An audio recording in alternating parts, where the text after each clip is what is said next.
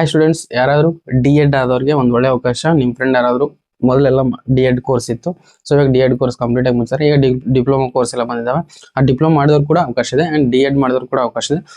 So ಏನೇನು detail ಇದೆ ಪ್ರತಿಯೊಂದು ನೀಟಾಗಿ ಎಕ್ಸ್ಪ್ಲೇನ್ ಮಾಡ್ತೀನಿ. ಫಸ್ಟ್ ಟೈಮ್ ಏನಾದ್ರು ನೋಡ್ತಾ ಇದ್ರೆ ಚಾನಲ್ನ ಸಬ್ಸ್ಕ್ರೈಬ್ ಮಾಡ್ಕೊಳ್ಳಿ ಆ್ಯಂಡ್ ಕೆಳಗಡೆ ಡಿಸ್ಕ್ರಿಪ್ಷನಲ್ಲಿ ವಾಟ್ಸಪ್ ಒಂದು ಟೆಲಿಗ್ರಾಮ್ ಗ್ರೂಪ್ ಲಿಂಕ್ ಇದೆ. ನಿಮ್ಗೆ ರೆಗ್ಯುಲರ್ ಜಾಬ್ ಅಪ್ಡೇಟ್ಸ್ ಬೇಕಪ್ಪ ಅಂದರೆ ಆ ಗ್ರೂಪ್ಗೆ ಜಾಯ್ನ್ ಆಗಿ. ಸೊ ನೋಡೋಣ ಬನ್ನಿ. ಟೀಚರ್ ಪೋಸ್ಟ್ ಕರೆದರೆ ಉಳಿಕೆ ಮೂಲ ವೃಂದ ಅಥವಾ ಅಂದ್ರೆ ಉಳಿಕೆ ಮೂಲ ವೃಂದ ಅಂದ್ರೆ ನಾವೇನಿದೆಯಲ್ಲ ನಾರ್ಮಲ್ ಆಗಿ HK ಬಿಟ್ಟು ಹೈದರಾಬಾದ್ ಕರ್ನಾಟಕ ಅಥವಾ KK ಬಿಟ್ಟು ಉಳಿದವರಿಗೆ ಉಳಿಕೆ ಮೂಲ ವೃಂದ ಅಂತ ಕರೀತಾರೆ. ಅಲ್ಲಿ ಬೆಳಗಾವಿ ಎಲ್ಲ ಡಿಸ್ಟಿಕ್ಕು ಬರ್ತವೆ, ಹೈದರಾಬಾದ್ ಕರ್ನಾಟಕ ಅಷ್ಟು ಬಿಟ್ಟು ಆ್ಯಂಡ್ KK ಆ ರೀಸನ್ ಬಿಟ್ಬಿಟ್ಟು ಉಳಿಕಿದ್ದೆಲ್ಲ ಏನು ಉಳಿಕೆ ಮೂಲ ವೃಂದ ಒಳಗೆ ಬರ್ತವೆ. ಅದರಲ್ಲಿ 100 ಪೋಸ್ಟ್ ಇದಾವೆ ಆ್ಯಂಡ್ KKದವರಿಗೆ 40 ಪೋಸ್ಟ್ ಇದಾವೆ. ಅದ್ರ ಡೀಟೇಲ್ಸ್ ಕೂಡ ಎಂಡ್ ಅಂತ ತನಕ ನೋಡಿ ನಿಮ್ಗೆ ಅರ್ಥ ಆಗುತ್ತೆ. ಅದನ್ನು ಕೂಡ ಹೇಳ್ತೀನಿ. KK ಅವ್ರಿಗೆ ಎಷ್ಟು ಪೋಸ್ಟ್ ಇದೆ ಅದನ್ನು ಎಕ್ಸ್ಪ್ಲೇನ್ ಮಾಡ್ತೀನಿ. ಸೊ ಎಂಡ್ ತನಕ ನೋಡಿ. ವಸತಿ ಶಾಲಾ ಶಿಕ್ಷಕರು, ಹೌದಾ, ವಸತಿ ಶಾಲಾ ಶಿಕ್ಷಕರಲ್ಲಿ ಕಾಲ್ ಫಾರ್ ಮಾಡಿದೆ. ಸ್ಯಾಲ್ರಿ ಬಂದ್ಬಿಟ್ಟು 81,800 ತನಕ ಇರುತ್ತೆ ಆ್ಯಂಡ್ ಹುದ್ದೆಗಳ ಸಂಖ್ಯೆ ಬಂದ್ಬಿಟ್ಟು 100 ಪೋಸ್ಟು. KKದವರಿಗೆ 40 ಪೋಸ್ಟ್ ಇದಾವೆ. ಸ್ಯಾಲ್ರಿ ವೇರಿಯೇಷನ್ ಅಂದರೆ 41,300 to 81,800 ತನಕ ಇರುತ್ತೆ. ಸೊ ನಿಮಗೆ ಫುಲ್ ಡೀಟೇಲ್ ನೋಡ್ಬೇಕಾದ್ರೆ ಕ್ವಾಲಿಫಿಕೇಶನ್ ಅಂತ ನೋಡ್ಬೇಕಾದ್ರೆ PUC ವಿತ್ ಮಿನಿಮಮ್ 50% ಆಗಿರಬೇಕು PUC ಇದು and 2 years diploma in elementary education ಅಂತೇಳಿ ಡಿಪ್ಲೊಮಾ ಕೋರ್ಸ್ ಏನಾದ್ರು ಮಾಡಿದ್ರೆ ಅವ್ರಿಗೊಂದು ಒಳ್ಳೆ ಅವಕಾಶ. ಅವ್ರದಕ್ಕೆ ಅಪ್ಲೈ ಮಾಡ್ಕೋಬೋದು. PUC minimum with 50% and 4 year bachelor in elementary education ಅವರು ಕೂಡ ಅಪ್ಲೈ ಮಾಡ್ಕೋಬೋದು. ಆ್ಯಂಡ್ ಇಲ್ಲಿ ನೀವು D.Ed ಆದವರಿಗೆ PUC with minimum 50% and 2 years diploma in education D.Ed ಆದವರಿಗೆ ಅವಕಾಶ ಇದೆ. ಸೊ ಇದಷ್ಟು D.Ed ಕೋರ್ಸ್ ರಿಲೇಟೆಡ್. ಸೊ ಬೇರೆ ಬೇರೆ ಥರ ಡಿಪ್ಲೊಮಾ ಮಾಡೋರ್ಗೂ ಅವಕಾಶ ಕೊಟ್ಟಿದ್ದಾರೆ. ಅದರಲ್ಲೂ ಕೂಡ ಅವರು D.Ed ರಿಲೇಟೆಡ್ ಸಬ್ಜೆಕ್ಟ್ನ ಕಲಿಬಹುದೇನೋ ನಮಗೂ ಗೊತ್ತಿಲ್ಲ. ಸೊ ಅದರಿಂದ ಅವ್ರು ಅಂತ ಕೊಟ್ಟಿದ್ದಾರೆ. ಸೊ ಅವ್ರಿಗೆ ಒಂದು ಒಳ್ಳೆ ಅವಕಾಶ. ಡಿಪ್ಲೊಮಾ ಮಾಡಿದ್ರು ಕೂಡ ಅಪ್ಲೈ ಮಾಡ್ಕೋಬಹುದು. ಸೊ ನೋಡೋಣ ಬಂದ್ಬಿಟ್ಟು ನೆಕ್ಸ್ಟ್.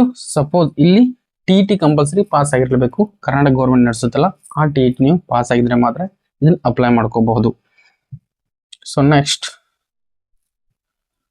ಅರ್ಜಿ ಸಲ್ಲಿಸಲು ನಿಗದಿಪಡಿಸಿದ ಕೊನೆಯ ದಿನಾಂಕದಂದು ಆಯಾ ಹುದ್ದೆಗಳಿಗೆ ನಿಗದಿಪಡಿಸಿದ ವಿದ್ಯಾರ್ಹತೆ ಮತ್ತು ಪ್ರಮಾಣ ಪತ್ರವನ್ನು ಹೊಂದಿರಲೇಬೇಕು, ಹೌದಾ. ಸೊ ಅದಾದ್ಮೇಲೆ ನೀವು ಡೇಟಾ ಯಾವ್ದಾದ್ರು ಸರ್ಟಿಫಿಕೇಟ್ ತೆಗೆಸೋದು ಅಂಡ್ ಅದಕ್ಕಿಂತ ತೀರಾ ಹಳೆಯದು ಹಾಕಿದ್ರೆ ಸೊ ರಿಜೆಕ್ಟ್ ಆಗೋ ಚಾನ್ಸಸ್ ಇರುತ್ತೆ. ತೀರಾ ಹಳೇದಂದ್ರೂ ಅಷ್ಟು ಹಳೇದಿದ್ರೆ ನಡೆಯಲ್ಲ. 1-2 years 3 years ಇದ್ದು ನಡೆಯುತ್ತೆ.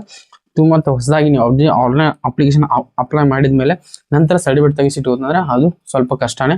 ಸೊ ಆಮೇಲೆ ನಿಮಗೆ ಪ್ರಾಬ್ಲಮ್ ಆಗುತ್ತೆ. ಸೊ ಆದಷ್ಟು ಅದ್ರ ಡೇಟ್ ಮುಂಚೆ ಇರುವಂತ ನಿಮ್ಮ ನೋಟಿಫಿಕೇಶನ್ ಮುಂಚೆ ಇರುವಂತ ಡೇಟ್ಸು ಎಲ್ಲ ಸರ್ಟಿಫಿಕೇಟ್ ಅಲ್ಲಿ ಇದ್ರೆ ಒಳ್ಳೇದು. ನೆಕ್ಸ್ಟ್ ಬಂದ್ಬಿಟ್ಟು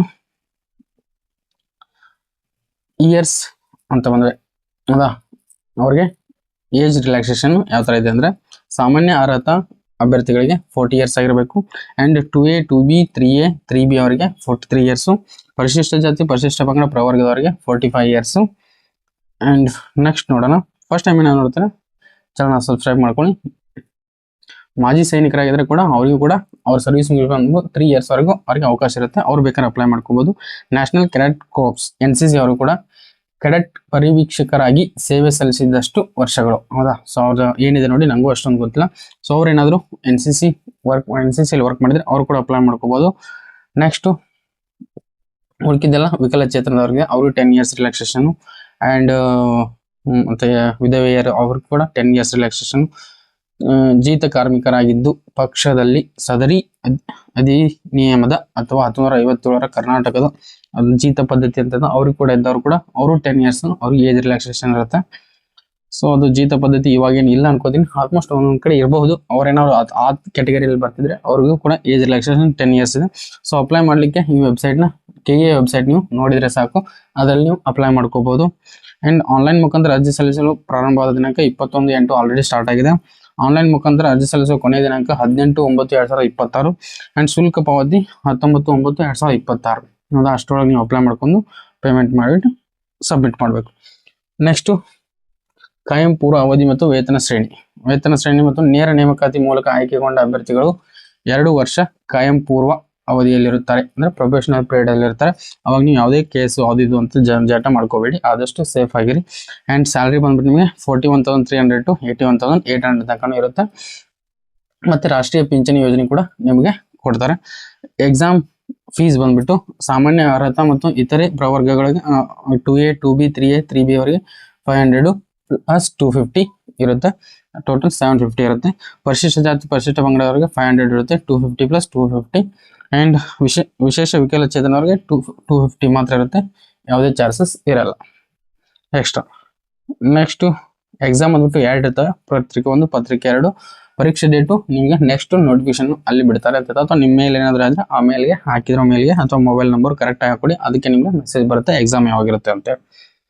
ಸೊ ಕನ್ನಡ ಕಡ್ಡಾಯ ಪರೀಕ್ಷೆ, ಹೌದಾ, ಇದು ತುಂಬಾ ಜನಕ್ಕೆ ಕನ್ಫ್ಯೂಷನ್ ಇದೆ. ಕನ್ನಡ ಕಡ್ಡಾಯ ಪರೀಕ್ಷೆ ಯಾರು ಬರೀಬೇಕು, ಹೌದಾ. ಕನ್ನಡ ಕಡ್ಡಾಯ ಪರೀಕ್ಷೆ SSLC ಯಲ್ಲಿ ನೀವು ಫಸ್ಟ್ ಲ್ಯಾಂಗ್ವೇಜ್ ಅಥವಾ ಸೆಕೆಂಡ್ ಲ್ಯಾಂಗ್ವೇಜ್ ಕನ್ನಡ ಇರಲಿಲ್ಲ, ನೀವು ಮಾರ್ಕ್ಸ್ ಕಾರ್ಡ್ ತೆಗೆದು ನೋಡಿ. First language second language Kannada ಇರಲಿಲ್ಲ ಅಂದರೆ, ಸಪೋಸ್ ಥರ್ಡ್ ಲ್ಯಾಂಗ್ವೇಜ್ ಕನ್ನಡ ಇದ್ರೆ ಅವ್ರು 100% ಈ ಎಕ್ಸಾಮ್ ಬರೆದು ಕ್ಲಿಯರ್ ಆಗಬೇಕು. ಇಲ್ಲಾಂದ್ರೆ ನೀವು ಅಪ್ಲೈ ಮಾಡಕ್ ಬರಲ್ಲ. ಸೊ ಬೈ ಮಿಸ್ ಆಗಿ ಹಾಕದೇ ಇದ್ರು ಕೂಡ ನೀವು ಎಕ್ಸಾಮ್ಗೆ ಸೆಲೆಕ್ಟ್ ಆಗಲ್ಲ, ಜಾಬ್ಗೆ. ಈಗಲೇ ಹೇಳ್ತಾ ಇದ್ದೀನಿ. ಸೊ ನೀವು ಮಾರ್ಕ್ಸ್ ಕಾರ್ಡ್ ನೋಡ್ಕೊಳ್ಳಿ, ಫಸ್ಟ್ ಸೆಕೆಂಡ್ ಇದ್ರೆ ಓಕೆ ಕನ್ನಡ ಸಬ್ಜೆಕ್ಟ್. ರಿಸಲ್ಟ್ ಅಲ್ಲಿ ನೋಡಿದ್ರೆ ಗೊತ್ತಾಗುತ್ತೆ ಫಸ್ಟ್ ಇದೆ ಸೆಕೆಂಡ್ ಇದೆ. ಅದ್ರಲ್ಲಿ ಥರ್ಡ್ ಇದ್ರೆ 100% ಈ ಎಕ್ಸಾಮ್ ಬರಬೇಕು. ಅಥವಾ ಕಲ್ತೇನೆ ಇಲ್ಲ ಅಂದ್ರೆ ಕನ್ನಡ ಸಬ್ಜೆಕ್ಟ್ ಇಲ್ಲೇ ಇಲ್ಲ ಅಂದ್ರೆ ಅವರು ಕೂಡ ಎಕ್ಸಾಮ್ ಅಲ್ಲಿ ಬರೆದು ಪಾಸ್ ಆಗಬೇಕು, ಹೌದಾ. ಸೊ ಫಸ್ಟ್ ಸೆಕೆಂಡ್ ಇದ್ರೆ ಎಕ್ಸಾಮ್ ಬರೆಯೋ ಅವಶ್ಯಕತೆ ಇಲ್ಲ, ಅವರೇ ಹೇಳಿದ್ದಾರೆ. ಸೊ ಇದು ತುಂಬಾ ಸ್ಟೂಡೆಂಟ್ಸ್ ಕನ್ಫ್ಯೂಷನ್ ಇದೆ. ಸೊ ಫಸ್ಟ್ ಪೇಪರ್ ಬಂದ್ಬಿಟ್ಟು 100 ಮಾರ್ಕ್ಸ್ ಇರುತ್ತೆ, 2 ಗಂಟೆ ಇರುತ್ತೆ. ಸೆಕೆಂಡ್ ಪೇಪರ್ ಬಂದ್ಬಿಟ್ಟು ಅದು 100 ಮಾರ್ಕ್ಸ್ 2 ಗಂಟೆ ಇರುತ್ತೆ. ಸೊ 2 ಟೋಟಲ್ ಮಾಡಿಬಿಟ್ಟು ನಿಮ್ದು ಏನ್ ಮಾಡ್ತಾರೆ, ಮೆರಿಟ್ನ ರೆಡಿ ಮಾಡ್ತಾರೆ. ಸೊ ನೆಕ್ಸ್ಟ್ ನೆಗೆಟಿವ್ ಮಾರ್ಕ್ ಕೂಡ ಇರುತ್ತೆ. 4 ಏನಾದ್ರು ತಪ್ಪಾದ್ರೆ 1 ಮಾರ್ಕ್ಸ್ ಕಳ್ಕೊತೀರಾ. ಸೊ ಏನಾದ್ರು ಫಸ್ಟ್ ಟೈಮ್ ನೋಡ್ತಾರೆ, ಚಾನಲ್ ಸಬ್ಸ್ಕ್ರೈಬ್ ಮಾಡ್ಕೊಳ್ಳಿ. ಇದೇ ಥರ ನಿಮಗೆ ಡೈಲಿ ಜಾಬ್ ಅಪ್ಡೇಟ್ಸ್ ಬರ್ತಾ ಇರುತ್ತೆ. ಕೆಳಗಡೆ ಡಿಸ್ಕ್ರಿಪ್ಷನ್ ವಾಟ್ಸ್ಆಪ್ ಮತ್ತು ಟೆಲಿಗ್ರಾಮ್ ಗ್ರೂಪ್ ಲಿಂಕ್ ಇದೆ. ನಿಮ್ಗೆ ಯಾವ್ದ್ರಲ್ಲಿ ಕಂಫರ್ಟ್ ಆಗುತ್ತೆ ಆ ಗ್ರೂಪ್ಗೆ ನೀವು ಜಾಯ್ನ್ ಆಗ್ಬೋದು.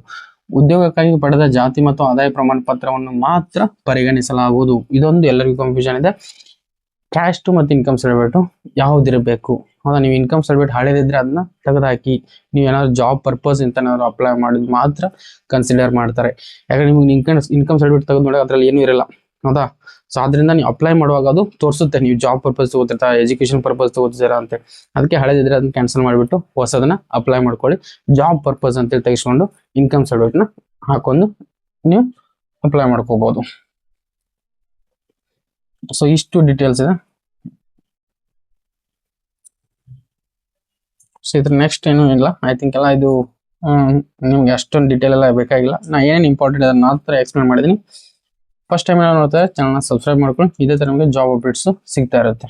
ಸೊ ಕೆಳಗಡೆ ಡಿಸ್ಕ್ರಿಪ್ಷನ್ ಕೂಡ ನಮ್ದು ವಾಟ್ಸಪ್ ಮತ್ತು ಟೆಲಿಗ್ರಾಮ್ ಗ್ರೂಪ್ ಲಿಂಕ್ ಇದೆ. ನಿಮ್ಗೆ ಯಾವ್ದ್ರಲ್ಲಿ ಕಂಫರ್ಟ್ ಆಗುತ್ತೆ ಅದ್ರಲ್ಲಿ ಜಾಯ್ನ್ ಆಗಿ. ಆ್ಯಂಡ್ KK ಕೂಡ ನೋಡೋಣ, ವೇಟ್ ಮಾಡಿ.